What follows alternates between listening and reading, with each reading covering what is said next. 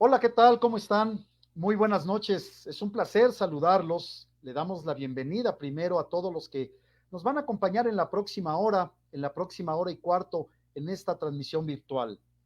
Yo soy Martín Moreno Durán, soy periodista, soy escritor y los saludo gracias a esta iniciativa de Editorial Multilibros desde el corazón de la Feria Internacional del Libro de Guadalajara 2020, de la FIL Guadalajara, que como ustedes saben es sin duda alguna una de las tres más importantes a nivel mundial.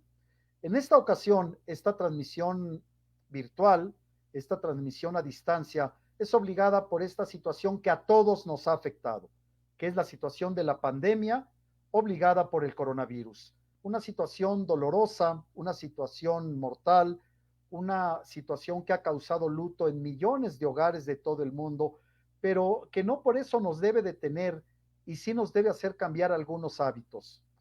A mí me da mucho gusto estar en esta transmisión, me da mucho gusto, insisto, darles la bienvenida a la FIL Guadalajara 2020, pero a pesar de estar en esta transmisión virtual, no por eso dejamos de tener la misma pasión, el mismo interés, la misma entrega para hablar de temas inherentes a la literatura, por supuesto, temas sobre libros, pero también temas sobre la sociedad mexicana, sobre la violencia que no ha disminuido y que muy al contrario en los últimos años se ha remarcado entre la sociedad en todos los estratos prácticamente.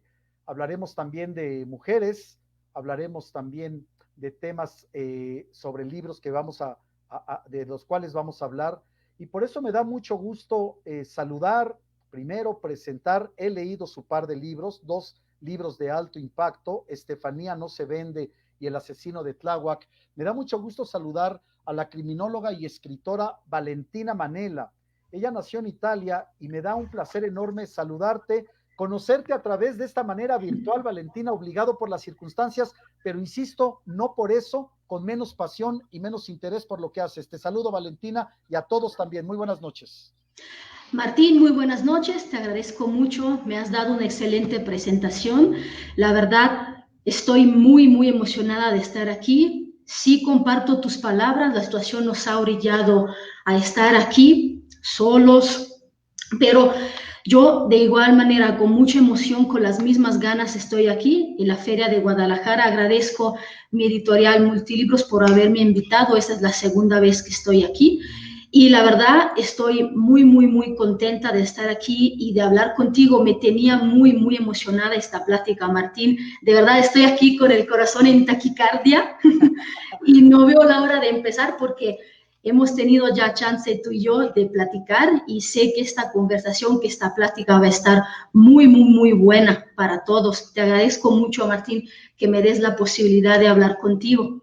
No, gracias a ti por invitarme a participar en esta plática, gracias Editorial Multilibros por hacer posible esta transmisión, pero sobre todo gracias a quienes nos ven, que esta plática, que esta charla les sea útil, les sea reflexiva, les sea entretenida, y empezamos pues por la primera letra del abecedario, por ti, Valentina, que eres una criminóloga, que eres una escritora. Háblanos un poco de ti para que la gente te conozca. ¿Quién es Valentina Manela?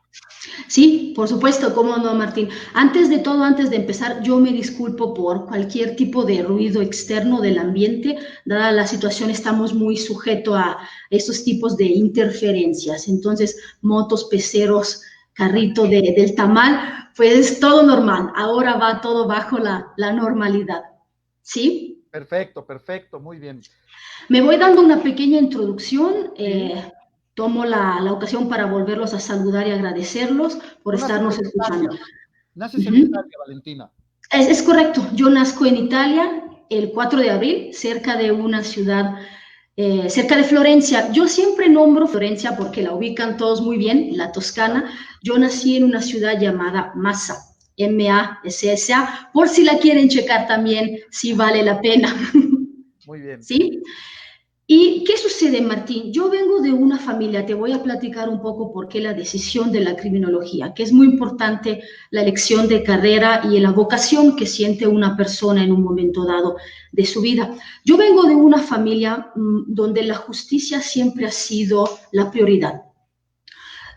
Tengo una familia de alguaciles, tengo una familia que es muy, muy dada a impartir la justicia, que es el término indicado, impartir a la hora de fallar a la sociedad, de fallar a las personas. Y siempre crecí con esa visión de ajustar lo que era injusto. Y de ahí decidí estudiar una carrera maravillosa que abarca muchas materias, muchas áreas, que es la criminología. El estudio como tal de la conducta criminal, todas las repercusiones que tienen sobre la sociedad y sobre el individuo como tal. Yo llego aquí a México hace 4 años, empiezo como tal a echar los primeros vistazos a las alcaldías, a las maneras de vivir, las maneras de pensar. La verdad, me encantó la Ciudad de México por la variedad, por la diferencia en todo, en todo. ¿Qué sucede de ahí, Martín? Regreso a Europa y después de un periodo decido regresar. Entonces, desde aquel momento yo llevo aquí 2 años.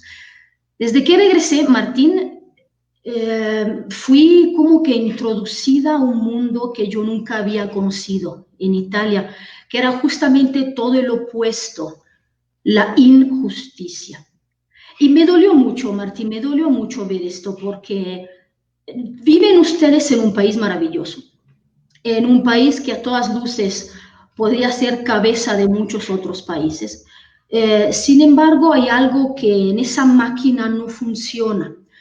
Y a mí me interesó mucho ver dónde se perdió ese colmillito, dónde se fue, dónde fue que se trabó todo y que todo empezara a echar agua por todos lados.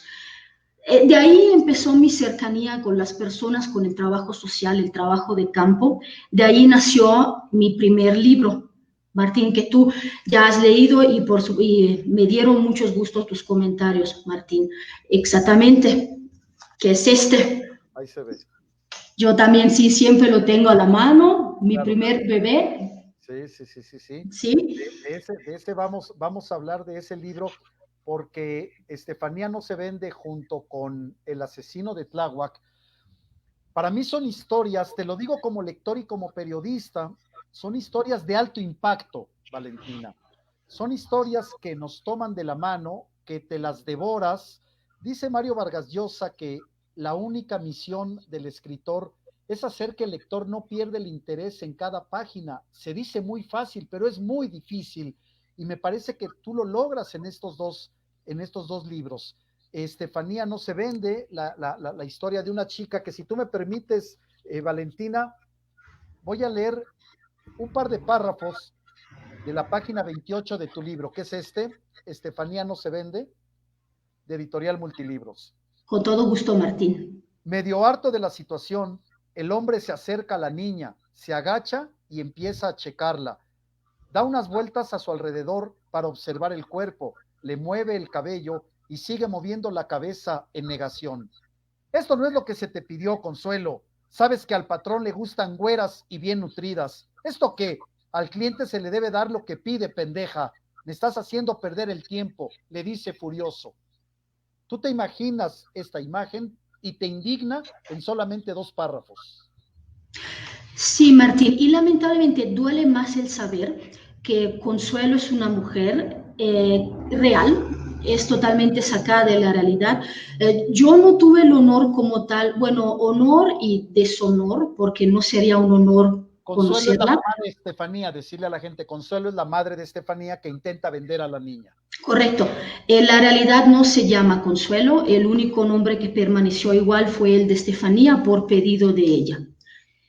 ¿Qué pasa ahí, Martín? El dolor es doble, porque no nada más madres así existen, sino porque en la realidad las madres sí llegan a vender sus propias hijas para salir de problemas, como iba a ser Consuelo. Eso duele doblemente por 2 hechos. ¿Cómo una madre llega a eso? ¿Y cómo fue que se construyó esa madre? O sea, ¿cómo Consuelo llegó a ese punto?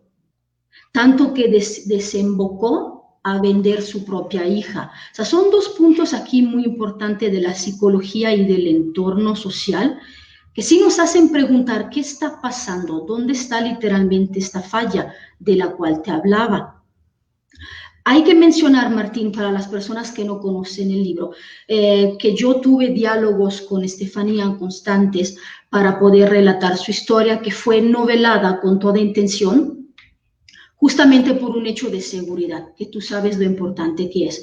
Sin embargo, cada palabra, cada emoción encontrada, que ustedes la van a poder sentir sobre su propia piel como yo lo sentí. Había párrafos que no lograba escribir. La verdad, como mujer, como persona muy maternal, yo sufría mucho, me sufría el corazón y me temblaba la mano y decía, no lo quiero escribir. Se me hace tan indignante como ser humano escribir eso que no quiero hacerlo. No quiero. Sin embargo, saqué el valor porque es muy importante que dejemos de ver al crimen como algo que se debe de aclamar. Yo veo mucho clamor atrás de las series de narcos, sin sentido. No entiendo por qué se está aclamando el antihéroe, cuando realmente cuando yo escribo las personas lloran, es decir, cuando luego va a lo real y pasa de la ficción a lo real, entonces ahí sí te duele. Sí, Sí, se endiosa a gente que ha participado en alta criminalidad. Tenemos el caso emblemático, Valentina, de Pablo Escobar Gaviria en Colombia, que es un caso emblemático que es, hablo como periodista en este momento, como personaje, para que no se malentienda, como personaje es un personaje fascinante, como periodista te lo digo, es un personaje fascinante, con muchos ángulos para explotar, y se ha escrito mucha literatura en torno a Pablo Escobar. Pero yo no sé si el colombiano que perdió a su madre, a su hija, a su esposo, es decir, piensen lo mismo. Por un lado está ese endiosamiento a los narcos, esa admiración. En Sinaloa, hace unos 3 meses, Valentina, a un niño le preguntaron qué quería ser de grande y él escribió, quiero ser narco. ¿Qué por está supuesto. pasando? ¿Qué está pasando con No la estoy gente? yo no estoy yo tan lejana, Martín, de esos tipos de respuesta porque yo soy docente. Entonces tengo la gran fortuna de trabajar con los adolescentes y cosas así, respuestas así, a mí me desmoronan por dentro porque digo, Claro. ¿cómo es posible que, que estén tomando ese camino como ejemplar? Es de verdad espeluznante para mí. Eh, Escuchar esos tipos de respuesta, además con orgullo, te dicen que lo primero que quieren hacer es comprar un arma. Y yo digo, pero ¿tendrán realmente el concepto de lo que es tener un arma, de todo lo que implica ser una persona que posee un arma? Porque pues, hay todo un arquetipo atrás. ¿Cuál persona puede tener un arma? Sí, detrás de un arma hay violencia, hay muerte, hay Por desgracia. supuesto. En la cuarta de forros de este libro, que yo no soy de halago fácil, ni como periodista, ni como lector, pero estas dos historias que tú escribiste, Valentina, y te lo digo sin falsa eh, intención de quedar bien contigo, la historia de Estefanía me conmovió, la historia de Estefanía me conmovió. Venida de una familia pobre y violenta, la hija no deseada de Consuelo, Estefanía, habrá de conocer un camino distinto e insospechado al vivir en casa de su padre, el temible Vicente, también apodado el Cobra. Allí conoce la riqueza, la multitud de recámaras, la atención de los criados. Con Valentina juega el destino, pero Valentina también se enfrenta al Estefanía también se enfrenta al destino. Estefanía sabe qué herramientas tiene, Estefanía sabe quién es su padre, de dónde viene, y de alguna manera se enfrenta a ese destino. Dile a quienes nos están viendo, Valentina, con tus ojos, con tu mente, con tu corazón, ¿cómo es Estefanía? ¿Cómo la vieron tus ojos, Valentina?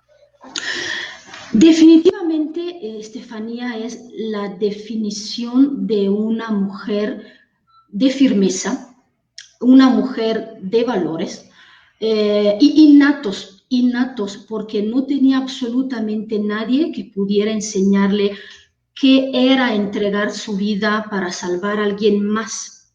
Ella venía de un desastre de madre, de un abuso constante, de un rechazo y de un odio fuera de lo común. Recordarás en las primeras páginas cómo fue que esta mujer literalmente la parió Sí, cómo y qué no. sucedió después. Sí, sí, sí. Entonces, Estefanía es una persona, una mujer muy ejemplar, sobre todo en esta lucha que estamos viviendo en esos tiempos, nosotras las mujeres, de fuerza de ánimo, de fuerza de saber que va a haber consecuencias y aún así luchar para que se haga justicia, porque a todas luces Estefanía hubiera podido escoger el camino sencillo, que era el de quedarse calladita. Ella vivía muy bien al lado de su papá, él le dio educación, le dio protección, una casa bellísima, enorme, cuidada, choferes por donde los veías. Pero ¿qué decidió hacer ella? Decidió irse por el otro camino, No, que es el correcto. no contemos más para que la Uh-huh. gente compre el libro y Es sepa que de me qué se trata. emociono y luego entro Porque, ya. porque si lo cuentas, pues también se trata de que la gente adquiere el libro y me parece que esto que tú mencionas despierta mucho el interés de lo que es la vida de Estefanía. Hablabas tú, Valentina, de la forma como nace. Yo nada más a quienes nos están viendo quiero decirles cuál fue un poco el marco en la que nació Estefanía. ¿Cuál es su nombre, señorita? Le preguntan a Consuelo. ¿Cuál es su nombre, señorita? Pregunta el médico de guardia. Consuelo Andrade, dice ella muy fatigada. Bueno, Consuelo, ¿qué nombre quiere darle? Continúa el médico. El que sea, contesta ella muy cortante. Ponle el nombre que sea, no me interesa. Solo llegué aquí a parirla. A mí me vale madres. Quiero largarme ya. Aquí dejamos por el momento a Estefanía, que es un relato crudo, que es un relato real, novelado por Valentina Manela, pero que yo recomiendo mucho, sobre todo en estos tiempos de encierro obligado. Es una lectura que nos va a hacer recapacitar, reflexionar y también emocionar con parte de la vida de Estefanía. De allí, si tú me lo permites, Valentina, nos brincamos a tu segundo libro, que es, aquí está, Sí, El podemos asesino dar de ese Tláhuac. brinco, Martín. Sin embargo, tengo una curiosidad Adelante. hacia ti. Quisiera yo hacerte una pregunta porque tú tienes un ojo distinto al mío, como mexicano, como hombre y como padre. En la historia de Estefanía, ¿qué tanto te llegó como padre? Mucho. Yo tengo dos hijas y por supuesto este tipo de historias te tocan el corazón y no forzosamente tus hijas deben de estar en la situación de Estefanía para intentar comprender el dolor que está enfrentando Estefanía. Basta saber cómo creció, cómo nació primero, cómo creció, lo que tuvo que enfrentar, que ella se da cuenta que su madre la quiere vender en algún momento. Y a mí como padre me mueve muchas fibras muy sensibles, me mueve la fibra de la indignación, me mueve la fibra del amor, me mueve la fibra del querer hacer algo más. En fin, son una serie de emociones encontradas porque a final de cuentas desboca en la indignación, desboca en la vida no es justa para esta mujer, pero es la vida que le ha tocado vivir a Estefanía, Valentina. El ser humano no elige a dónde vivir. El ser humano no elige la familia, el ser humano no elige el entorno. A uno le toca un entorno, una familia, un destino, y sobre esa vía vamos a tratar de hacerla mejor. Entonces, a mí lo que me mueve de este libro, Estefanía no se vende, es eso, que me mueve fibras muy sensibles, sí como padre, pero también como periodista y como ser humano. Es una historia que, te repito, a mí me conmovió mucho. Te agradezco mucho, Martín. Y sí es muy cierto, no decidimos a dónde nacer, con quién nacer, pero sí decidimos, sí tenemos poder de decidir hacia dónde queremos ir. De acuerdo, Sí, sí, eso es un poder enorme que tenemos. O sea, el haber nacido en ciertas condiciones no nos crucifica. de acuerdo, totalmente de acuerdo. Y infancia es destino. Hay una frase en México que dice, infancia es destino. En muchos casos sí, en muchos casos no. ¿Por qué? Porque no forzosamente por vivir en un entorno violento, tú tienes que ser violento. A muchos sí se los traga la violencia, Valentina. Es una realidad. Quisiéramos decir que no, pero a muchos sí se los traga la violencia. Hablábamos, y lo meto, hago el comentario porque cabe aquí, hablábamos de mi primer libro, del hombre que mata a sus tres hijos.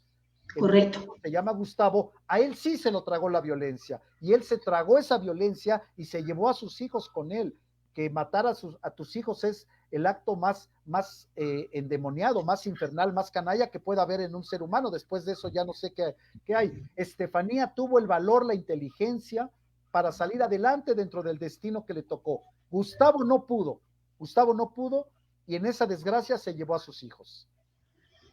Pero es ahí, Martín, donde tenemos ambos espejos, o sea, tenemos ambas partes. Sí. Una persona que no pudo, no sabemos si decidió no poder, no conocemos ese trasfondo, pero sí tenemos la contraparte, que es una persona que dijo, yo sí quiero poder. Sí. Es un aspecto muy importante y es un mensaje muy importante que sí amerita ser dado. Totalmente de acuerdo. ¿Quieres que pasemos al asesino de Tláhuac, Valentina? Vamos al asesino de Tláhuac. El asesino de Tláhuac, que también son historias, relatos breves, que no por eso no son intensos. Pueden ser relatos breves, pero muy intensos, muy impactantes. Y me voy a la página 15 de este libro, El asesino de Tláhuac, de Valentina Manel, editorial Multilibros. Otro joven sin historia, asesinado en un domingo por la tarde. Otro número para las estadísticas, otro caso para añadir a la pila siempre creciente de archivos. Los tres polis no saben qué hacer. Parados ahora frente a la puerta principal, tratan de alejar a los mendigos curiosos que se acercaron para tener algo que contar más tarde en los bares. Las calles de Tlaltenco ya vibran al pensar que entre ellos anda un asesino misterioso. Algo digno de Jack el Destripador, para que Tláhuac tenga en el mundo el mismo prestigio que Londres. La gente no tarda en inventarse historias taqueras, desde una novia celosa a un narconegocio mal acabado. Sin saber absolutamente nada, la gente ya había dado su sentencia antes de la llegada del forense. La fascinación por el crimen, Valentina. Sí, así es, el morbo por el crimen más que nada, y la total falta de respeto hacia un chavo de esa edad, hacia un adolescente de esa edad, un cadáver, de ambas partes, de parte de su mismo entorno, donde él creció, se desarrolló, fue a la escuela, y de por parte de las autoridades que no sabían ni por dónde empezar. Ahora, yo sé bien dónde estabas tú en la historia, porque yo lo escribí, y previo a eso hay otra descripción que sí deja ver muy bien esa incapacidad de dónde empiezo. ¿De dónde empiezo en una investigación? O sea, si hay una persona muerta, pues, ¿qué hago? Y está muy retratado, bien retratado en los tres policías. ¿Qué están haciendo antes de ir a la escena del crimen? Tú lo has leído, ¿a dónde se pararon? ¿Qué se pusieron a hacer? Ahí relata perfectamente, además de la falta de profesionalidad, la falta de interés, que es lo peor. ¿Qué es lo peor? Hay una falta de interés, falta de profesionalismo, o tal vez somos una sociedad, y me duele mucho decirlo como mexicano, Valentina, somos una sociedad un tanto ya deshumanizada, que nuestros ojos, nuestros oídos, nuestra mente, nuestro corazón se ha acostumbrado a ver tantos actos de violencia, y me parece por eso que es importante que criminólogos, periodistas, escritores, no perdamos esa sensibilidad, no perdamos ese poder de conmovernos y de retratar esto para decirle a la gente, esto está ocurriendo. Y por eso yo te pido en este momento, Valentina, que nos tomes de la mano a todos y nos lleves a Tláhuac, que nos digas cómo es Tláhuac, a qué huele Tláhuac, ¿qué historia te encontraste ahí? Primeramente, Martín, permíteme abrir un paréntesis que para mí es fundamental. Necesito dejar en claro una cosa, porque siempre durante pláticas previas a esta ponencia que he dado, sí me han movido mucho la queja de por qué una europea se atrevía a venirnos a decir qué debíamos de hacer.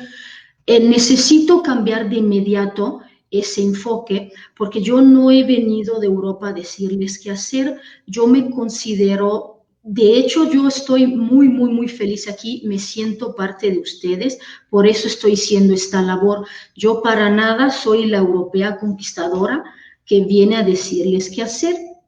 Para mí la ayuda no es geográfica, es decir, no me estoy ubicando en un escalón de soberbia, porque yo vengo de Europa, entonces te vengo a decir a ti qué debes de hacer en tu país.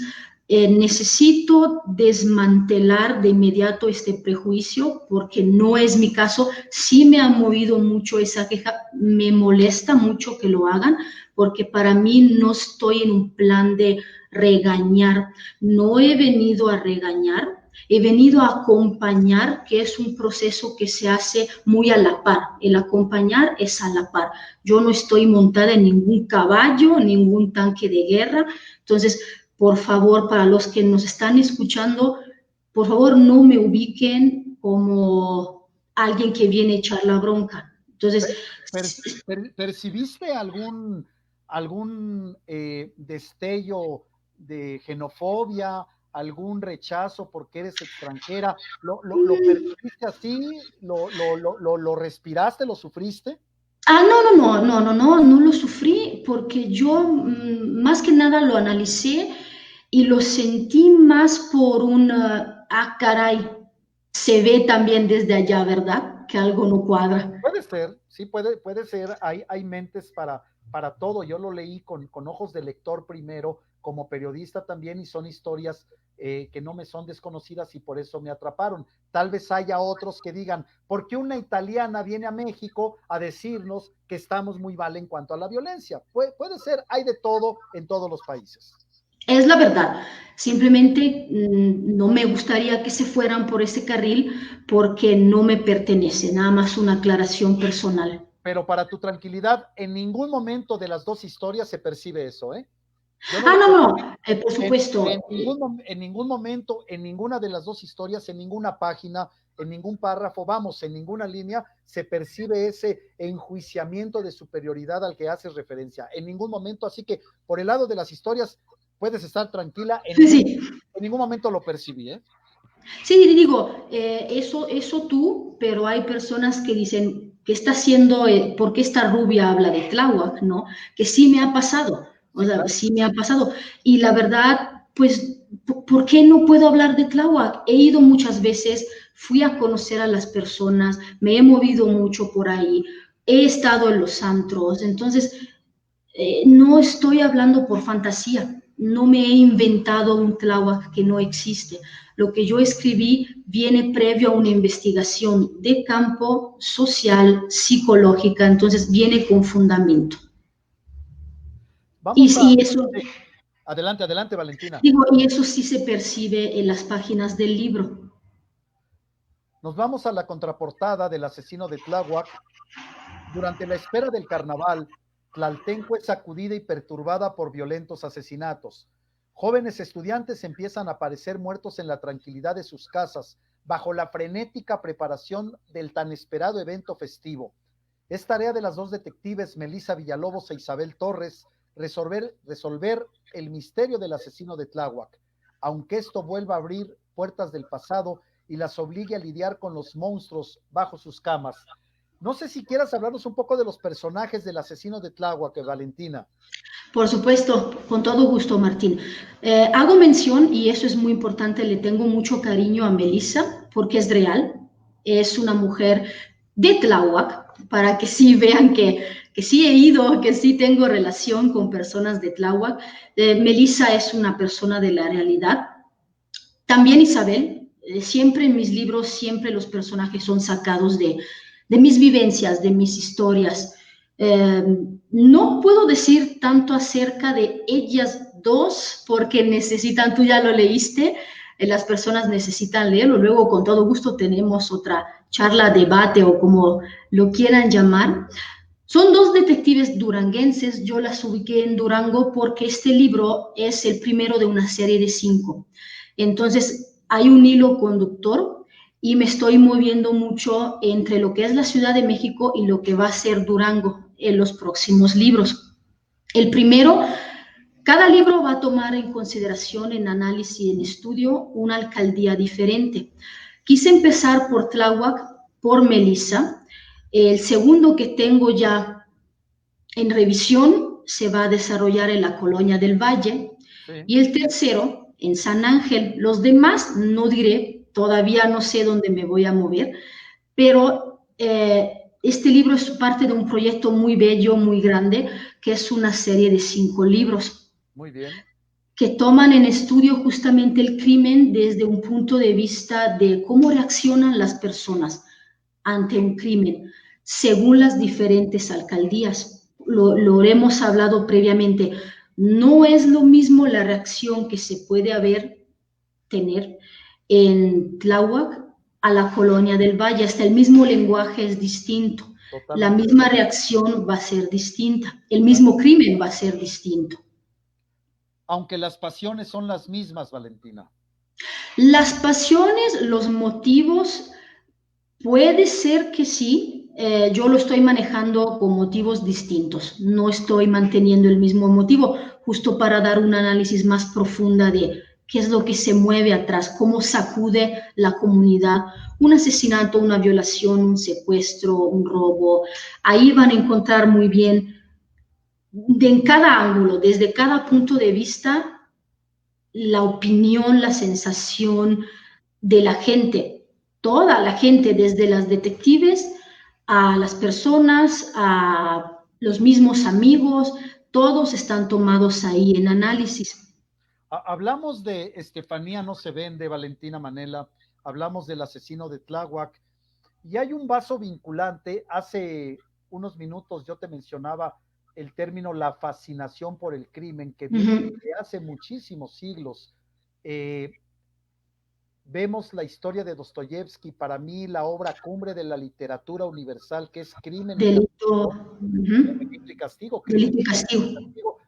Para mí, una opinión total y absolutamente personal, para mí es la obra cumbre de la literatura, porque no solamente es un libro fascinante, sino que tiene efectos sobre tu propia vida. Se habla del bien y del mal, de esta encrucijada moral, de este conflicto, de este tormento interno, de querer justificar un crimen.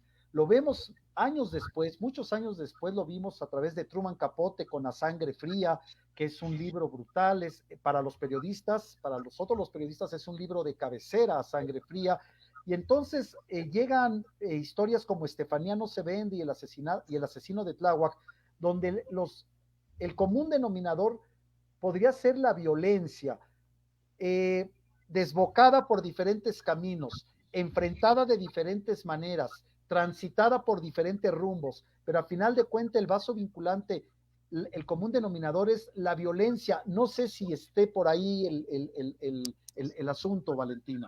Tú que has leído El asesino de Tláhuac, retoma perfecto uno de los dilemas, el dilema principal de delito y castigo.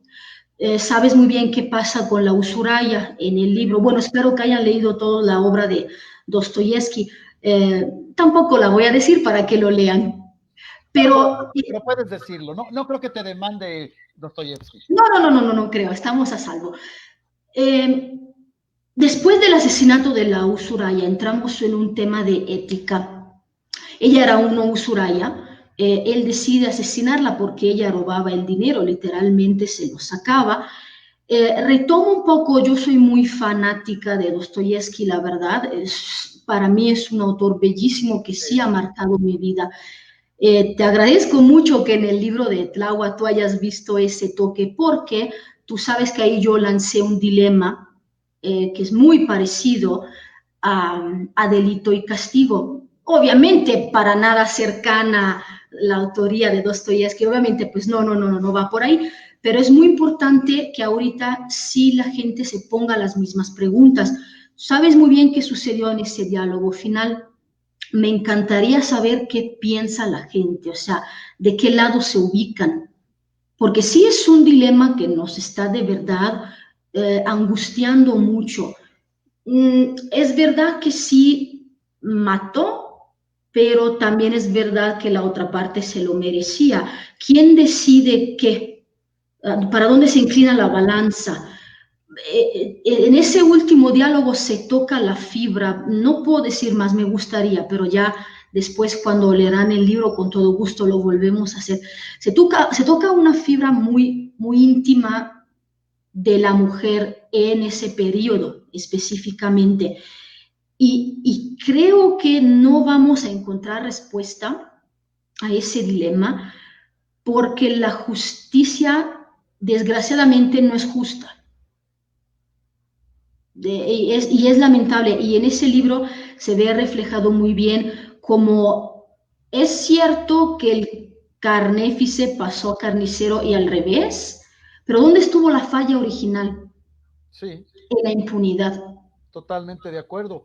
Cuando el joven Raskolnikov asesina a la usurera, en la propia justicia entra la duda, porque la usurera era una mujer odiada, Por supuesto, y era una por mujer todos. odiada por todos. Entonces, para quienes no han leído Crimen y Castigo, se llega a plantear el dilema universal de hice bien en asesinarla porque era una mujer odiada, yo le hice un bien a la sociedad.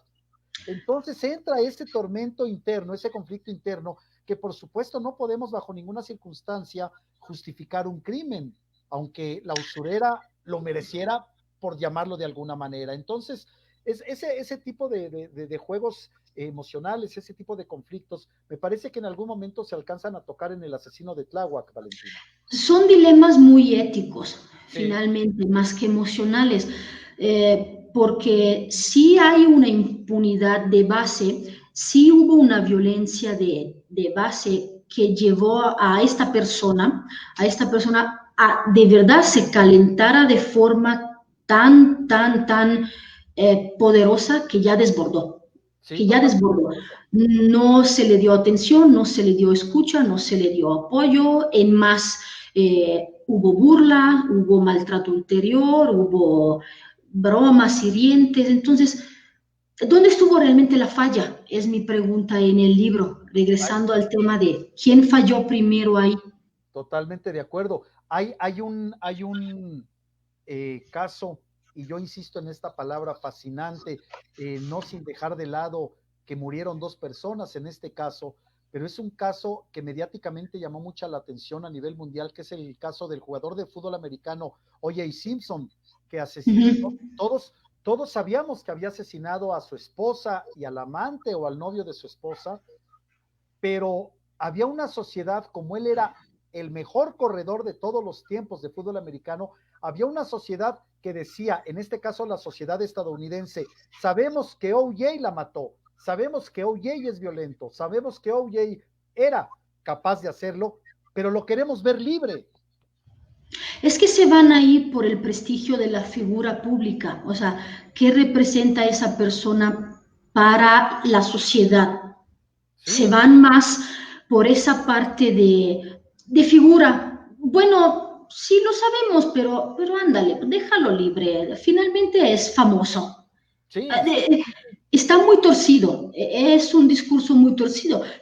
No quiero tocar otro personaje, no lo quiero hacer porque no quiero abrir debates que luego desembocan en otra cosa, pero literalmente se van por el antihéroe. Una persona que jamás debería de ser tomada como ejemplo, que finalmente se la sube al pedestal y aunque comita las peores barbarias, sí, ahí sigue sí, sí, por sí. El caso de O.J. Simpson, todo el pueblo sabía que él había asesinado a su esposa y al novio de su esposa. Todo el mundo lo sabía, pero todo el mundo, o casi todo el mundo, lo quería fuera y finalmente es exonerado. Cayó a la, exonerado. cayó a la cárcel porque cometió una tontería después en un hotel en Las Vegas, se metió a agarrar cosas que supuestamente eran de él, entonces ya la jueza no tuvo compasión y le aventaron 20 años. Pero en el caso del asesinato, volvemos a lo mismo, todo el pueblo sabía que había asesinado a su esposa o su ex esposa, no recuerdo bien si ya se habían divorciado, y al novio de la mujer, pero nadie quería ver, o la mayoría no querían ver en una cárcel a O.J. Simpson. Volvemos entonces a ese dilema que tú nos planteas, el dilema de, pues sí la mató, pero pues se le puede dar una segunda oportunidad, lo cual no ocurre con todos. No. Por ejemplo, si nos vamos a Estefanía, al primer libro, claramente ahí se describe cómo la sociedad está viendo los secuestros a la luz del día y que todos sabían que en ese lugar específico de fachada era algo, pero ya adentro era otra cosa.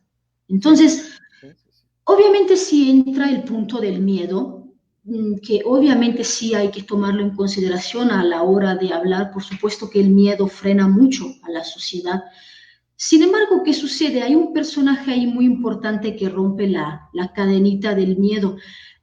Sin decir más, ¿cuál es la diferencia entre un asesinato ajeno y el tuyo? O sea, algo afuera de tu familia y algo adentro. Y es ahí donde se rompe esa cosa de, bueno, ya no me callo, que es algo que sí se toca en Estefanía. Es justamente ahí donde se rompe eso y la gente ya empieza a levantar la voz. Eh, lo que propongo en Estefanía, junto con Estefanía, ¿por qué será que nada más hablamos cuando nos toca a nosotros? Sí. Eh, y es lamentable también eso. Yo sé que la gente pues, no sabe cómo reaccionar frente a algo tan impactante, pero en Estefanía había estado ocurriendo día tras día, tras día, tras día. No fue algo de una vez. O sea, toda persona sabía a quién ir, toda persona sabía a quién señalar como culpable, hasta que se hizo un escándalo en el pueblo y ahora pues sí, ahí se animaron sin Todos, decir nada más. todos sabían dónde estaba la canallada, todos Por sabían supuesto. dónde estaba la Ujú. desgracia, pero tal vez la respuesta nos la da José Saramago, que en Ensayo sobre la ceguera nos dice, el ser humano nace mitad indiferencia y mitad ruindad. El reto es superar ambas adversidades. Nacemos mitad indiferentes y mitad ruines. Entonces Saramago plantea eso y tal vez eso nos dé una respuesta filosófica a por qué a veces somos tan indiferentes. Es una cosa que viene Sí, de nacimiento tal vez, ¿no? No me importa lo que pase mientras no me ocurra a mí. Y lo vemos ahora con la pandemia. A mí no me importa lo que ocurra con el vecino, con la señora de allá que se enfermó su hijo de COVID. No, mientras no me ocurra a mí, no me preocupo. Desafortunadamente, esas dos condiciones, mitad indiferencia y mitad ruindad, se retrata mucho en nuestros días, Valentina. que hay un dicho mexicano que creo que lo resuma muy bien, de que lloren en mi casa, que lloren en la tuya, mejor en la tuya. Sí, totalmente de acuerdo, Que totalmente se de me hace acuerdo. pésimo dicho. No sé quién lo ha dicho, pero no se debería de decir. Es una frase que retrata una condición humana efectivamente detestable, tal vez canallesca, pero tal vez algunos otros nos dirán, es un recurso de sobrevivencia. Entonces ahí entramos en otro terreno. Se oye mal, pero es que tenía que defenderme, es que tenía que sobrevivir y solamente así podría sobrevivir. Entonces entramos en diferentes dilemas, ¿no? Y son posturas muy respetables de ambas partes. Así se entienden también las personas que te plantean eso. Bueno, pues no me quedaba de otra. Sí, Yo creo que en ese punto de espalda a la pared, efectivamente todo ser humano cuando no queda de otra, pues voy por mí, no quedaba de otra. También tú y yo creo que todos como condición humana cuando nos vemos de verdad de espalda a la pared, no, pues se te, te, salve quien pueda. te comento algo de esto ligado a la violencia que sufren las mujeres, pero quisiera cerrar con las historias de Estefanía No se vende y el asesino de Tláhuac, que por supuesto usted que nos está viendo la puede comprar en cualquier librería, en estas tiendas del Tecolotito, creo que se llaman Sanborns, en estas librerías que todos conocemos.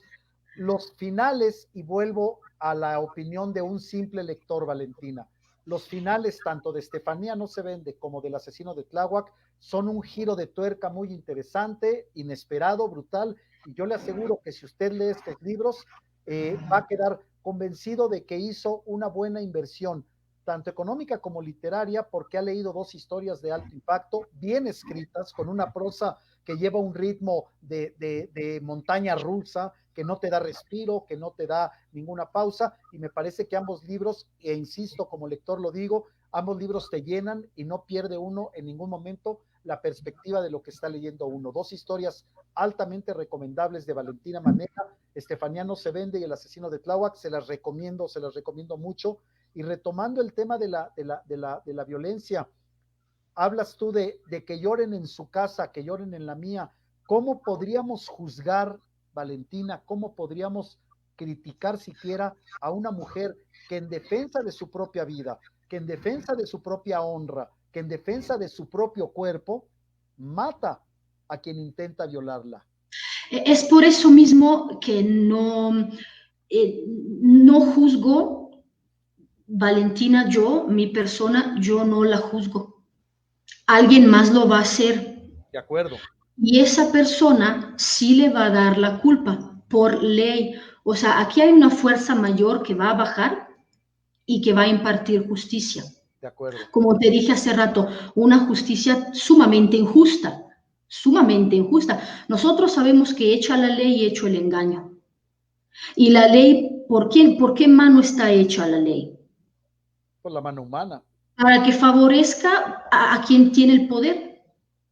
En la mayoría Simplemente. de los casos, sí, sí, En la mayoría de los casos, la ley favorece a quien tiene el poder, porque ellos son los que hacen las leyes. Así de simple. Fíjate, Así de simple. ahora tocas tú algo muy interesante, Valentín, algo muy, muy importante, que es no sentirse juez detrás de la historia. Uno como escritor, uno como periodista, tú como criminóloga y escritora, no sentirnos jueces. Tomo una pequeña anécdota porque cabe en este punto. Cuando yo escribo el libro Por la mano del padre, del hombre que asesina a sus hijos, yo lo tengo enfrente en la cárcel y lo primero que le digo es: Gustavo, yo no te vengo a juzgar.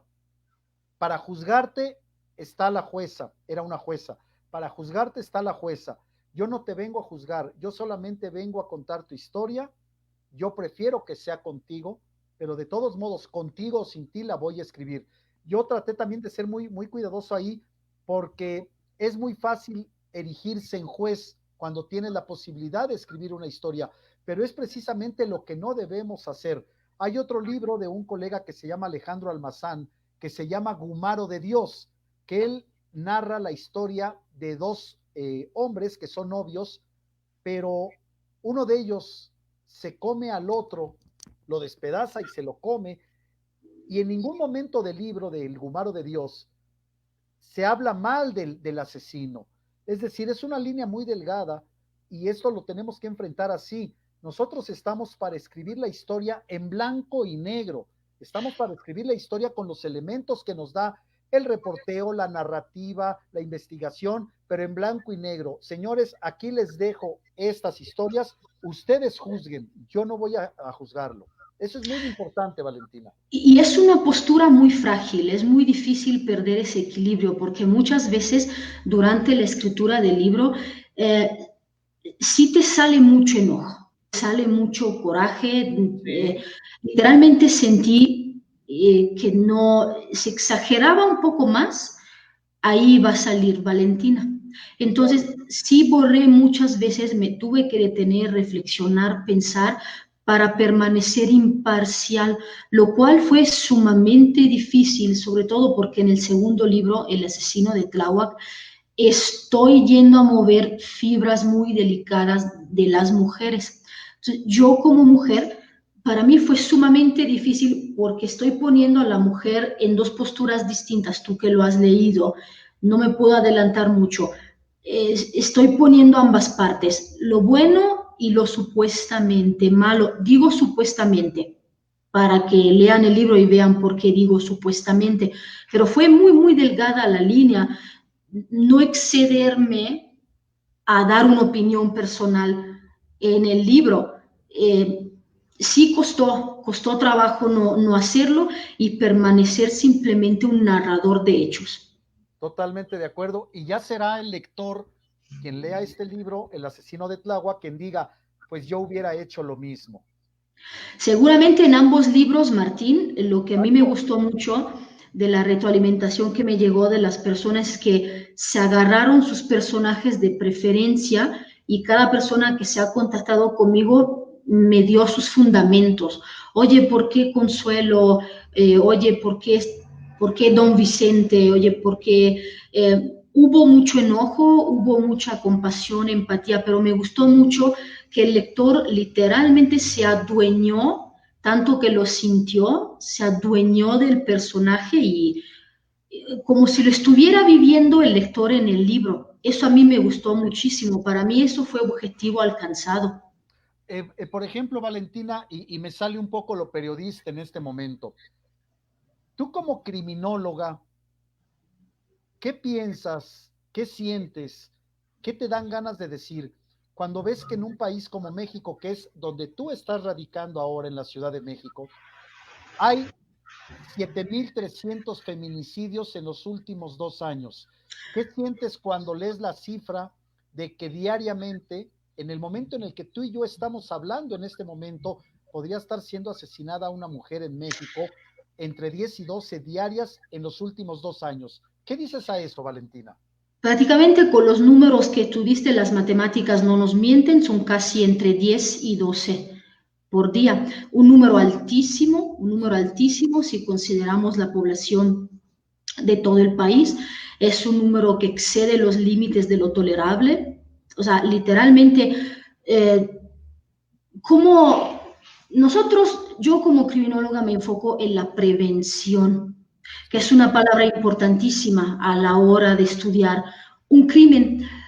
¿Cómo agarras tú un crimen? Desde la parte de la resolución, muchas veces poco hay que hacer porque la víctima ya se te fue. Tú puedes trabajar en agarrar el culpable, por supuesto, pero no vas a resucitar a la víctima.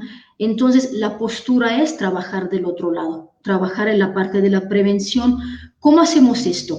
¿De dónde empezamos? Entonces, yo como criminóloga, viendo los números, otra vez vuelvo a sugerir a las personas que se tome el problema desde el origen, y el origen son las casas, las familias, la instrucción, la educación, el ejemplo.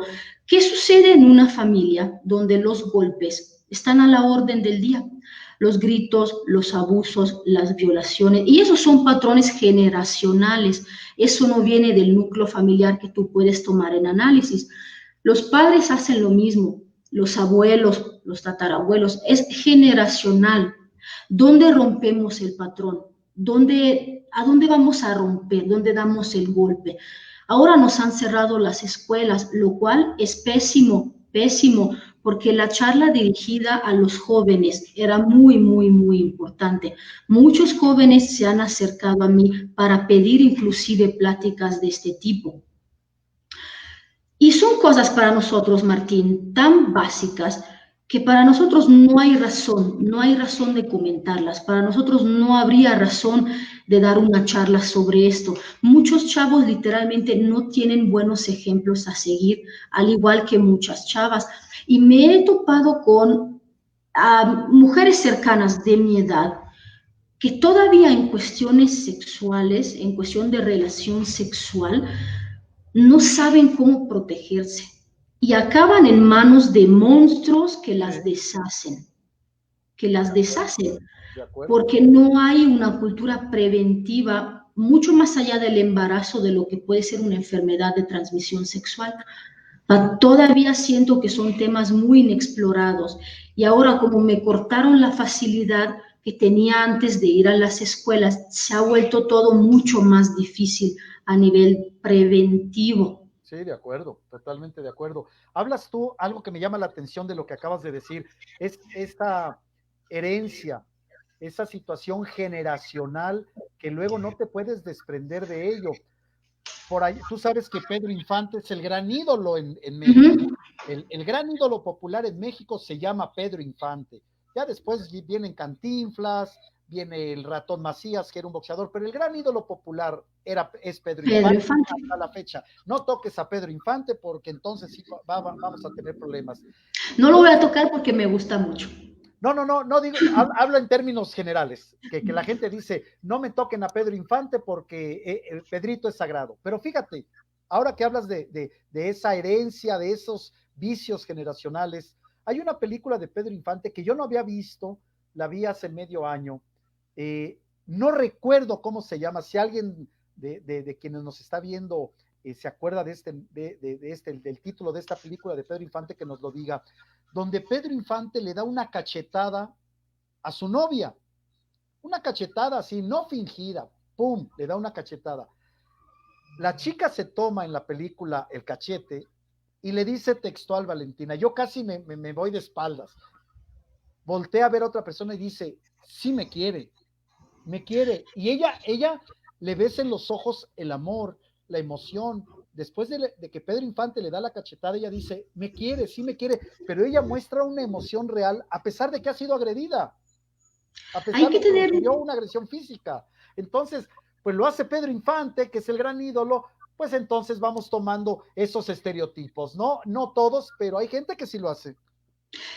no nada más es eso. Hay que tener mucho cuidado con tomar el abuso por amor y el amor por abuso.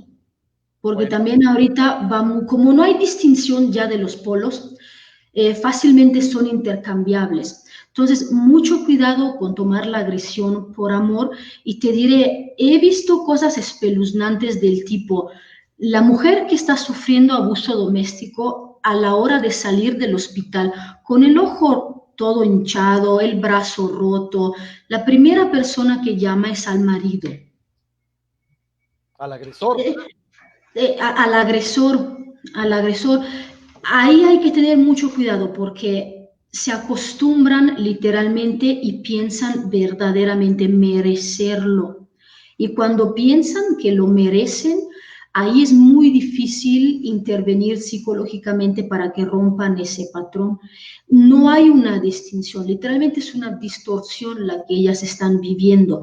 Están literalmente convencidas de que eso es amor. Ahorita nos hemos ido a un extremo, pero ¿qué tal con el control? ¿Qué tal la manipulación? ¿Qué tal los celos? ¿Qué tal la humillación pública?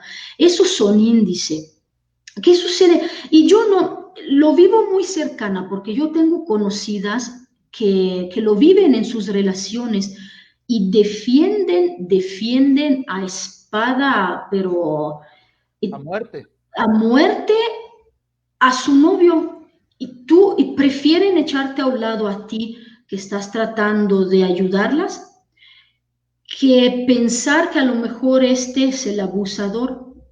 Es muy frecuente en toda clase, en toda alcaldía, es mucho más frecuente. Como decíamos la otra vez, hemos tomado en análisis Ciudad Neza, Sí, que en 7 de cada 10 hogares hay violencia doméstica. sí, Muchas acaban en homicidio. de acuerdo.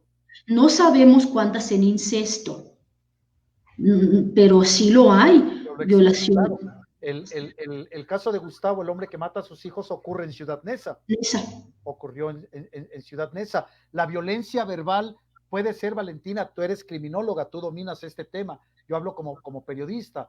La violencia verbal que se presenta también de hombre a la mujer y de la mujer al hombre, ¿eh? La violencia Por verbal supuesto. está en todos lados, ¿eh? Porque no nada más es que el hombre me ofendió, no, también la mujer puede degradar con la palabra, puede degradar con una sola frase a un hombre. Esto es la llamada de atención cuando hay una agresión verbal del hombre a la mujer y de la mujer al hombre. Esa debería ser, digamos, la luz de alerta, Valentina. Por supuesto, eso es tanto del hombre hacia la mujer cuanto de la mujer hacia el hombre. De acuerdo. De hecho, te lo hablo por cosas vistas, por casos vistos. Me ha tocado ver más agresión de mujer hacia sus hombres que al revés. Yo sé que en cuestión de números la situación está al revés. Te estoy hablando de algo personal, de lo que yo estoy viendo en lo personal. Está también la violencia al revés y la verdad es muy fea. Me ha tocado ver mujeres que de verdad golpeaban a sus hombres. Sí, es cierto. Los golpean. Dando un perfil psicológico es muy dado, y espero que no me lo tomen a mal, es la psicología, es muy dado en las mujeres fitness. ¿Te lo crees tú, Martín? A ver, explícamelo. Explícaselo a la gente. Es muy dado en las mujeres muy aficionadas al gimnasio. No estoy hablando de personas que van al gimnasio para estar saludables, sino de esas mujeres que inclusive entrenan para fisicoculturismo. Estoy hablando de un grado ya con Más tendencia a un profesional. narcisismo, sí. Entonces, es muy dado en esas mujeres. Lo he visto muy seguido, muy seguido. Y todas con cuerpos, o sea, sí, muy, muy dado en mujeres así. Sí, bueno, pues tienen la fuerza Por física, supuesto, la claro, capacidad que te dan un golpe, pues te desmayan, aunque seas hombre, ¿no? Siempre la fuerza del hombre por genética estará más fuerte que la mujer, pero en este caso se voltea. Yo por eso insisto en esto, en que la violencia verbal debería ser la primera tarjeta amarilla, ¿no? Para no llegar a extremos de violencia en ambos géneros, pero bueno, tú como criminóloga tienes otra visión más profunda, mejor fundamentada, Valentina. es así, Martín. De hecho, deberíamos de empeñarnos más en difundir el violentómetro. ¿Cómo operaría ese violentrómetro, por ejemplo? Ya es existente, Martín, no es una invención mía, de los grados de violencia que conforme va subiendo escala en el homicidio. El homicidio es lo último, el asesinato. Pero sí, sí, sí hay campanitas de alerta, Sí.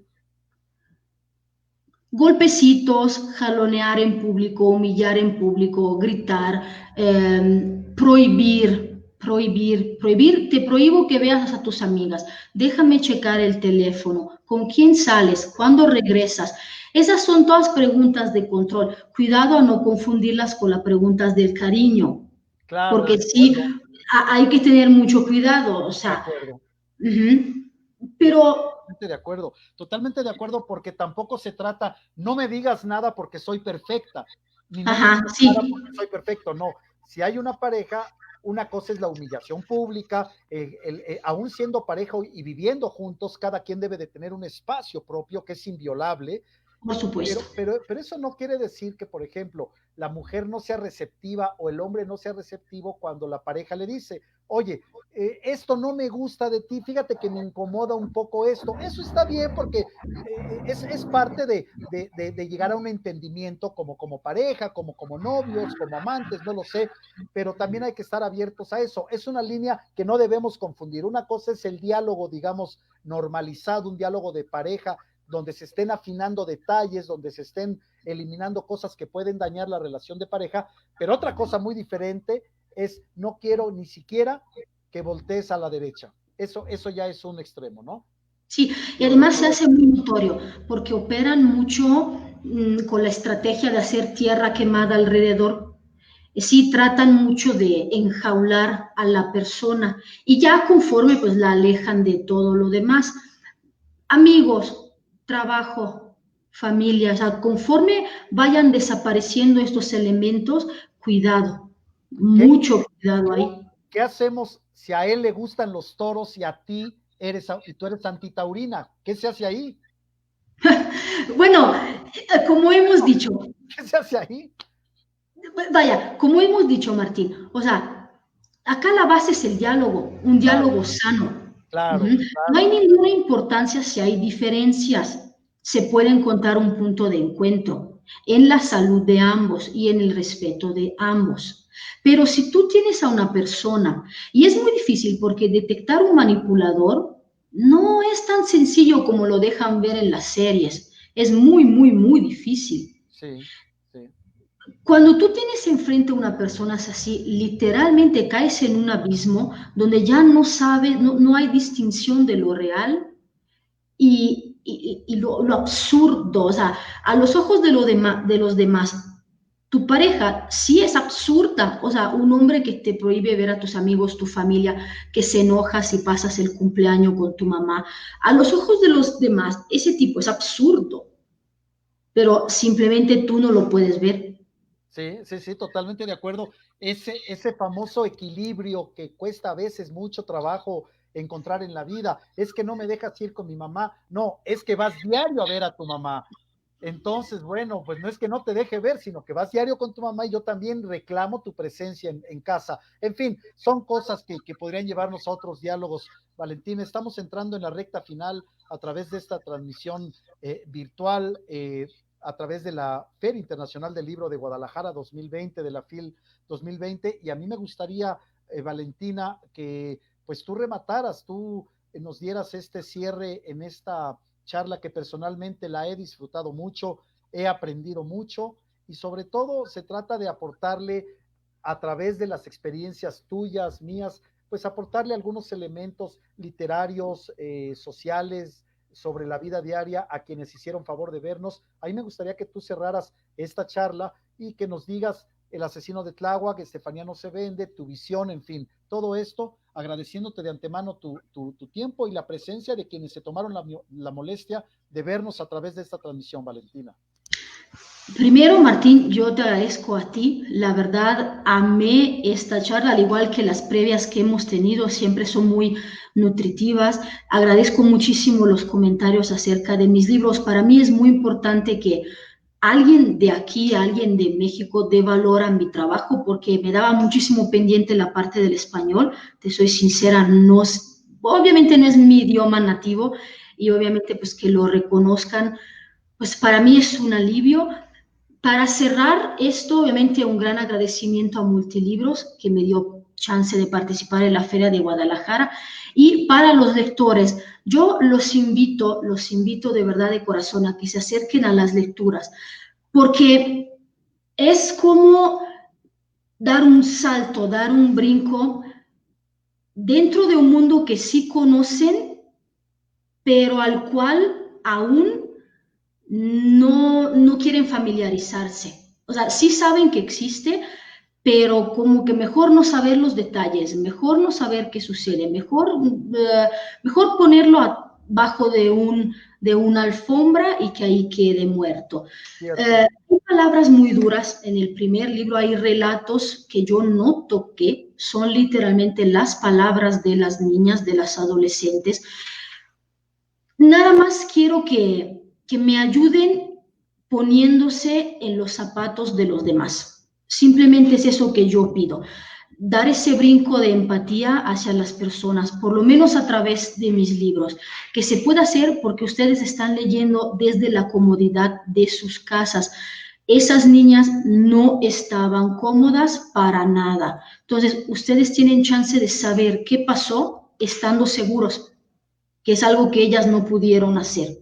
Entonces, simplemente les pido que se toquen el corazón. Yo sé que muchas personas ya lo hacen, pero que tomen más familiaridad con esos temas, que se abra el debate, que literalmente tengamos, Martín y yo, muchas más pláticas como estas, con comentarios de ustedes. Sí los invito, estamos abiertos, tanto yo cuanto él, a tener esta plática otra vez con comentarios. ¿Cómo ves, Martín? Totalmente de acuerdo, cuantas veces sea necesario, yo estaré dispuesto a platicar contigo. Es un placer, es un privilegio platicar este tipo de temas contigo, Valentina Manela, y por supuesto que estaremos aquí presentes. También me sumo a esta iniciativa de Editorial Multilibros, esta transmisión que fue auspiciada por Editorial Multilibros, y estaré pendiente de tu tercer libro, que van a ser 5 de una, por así llamarlo, saga. Sí, es correcto, una serie. Una serie de 5 libros, y yo agradecido contigo, con Multilibros, por la invitación, pero por encima de todo, siempre gracias a quienes nos vieron, gracias a los lectores, gracias a quienes compran nuestros libros, gracias a quienes compren Estefanía no se vende y El asesino de Tláhuac, que repito, está a la venta en todos lados. Y bueno, pues yo agradecido también contigo. ¿Cómo te pueden seguir en redes sociales, Valentina? Se los muestro, aquí tengo las solapas de mis libros, aquí me pueden encontrar. Perfecto. Tanto en el Facebook como en Instagram. Se ve muy bien. Ahí sí. Está en Facebook y en Instagram, perfecto. A mí me pueden seguir en Facebook como Diagonal Martín Moreno, y en Twitter @_Martín Moreno. ¿Algo más, Valentina? Esperamos, Martín, la salida del tercer libro, que obviamente no van a poder dejar de leerlo. O sea, si leen El asesino de Tláhuac, les aseguro que los demás ya son lectura obligatoria. Yo estoy seguro que así va a ser. Voy a estar muy pendiente de este tercer libro. Te agradezco, Valentina, que pases una estupenda noche. A todos los que nos vieron, gracias por vernos, gracias por hacer posible estas transmisiones. Yo soy Martín Moreno Durán, se despide de ustedes, y que sea la primera, pero no la última vez que charlemos. Valentina, te mando un abrazo muy afectuoso. Cualquier situación, aquí estaremos. Muchísimas gracias, Martín. Tú sabes que van a venir muchas más pláticas. Yo también me despido y espero volverte a ver muy pronto. Claro que sí. Gracias, y sobre todo en este momento de pandemia, hay que cuidarnos porque esto no ha terminado. Hay que cuidarnos y ojalá pronto pase esta pesadilla. Gracias por vernos, muy buenas noches. Les mando un saludo muy afectuoso. Saludos. Buenas noches. Adiós.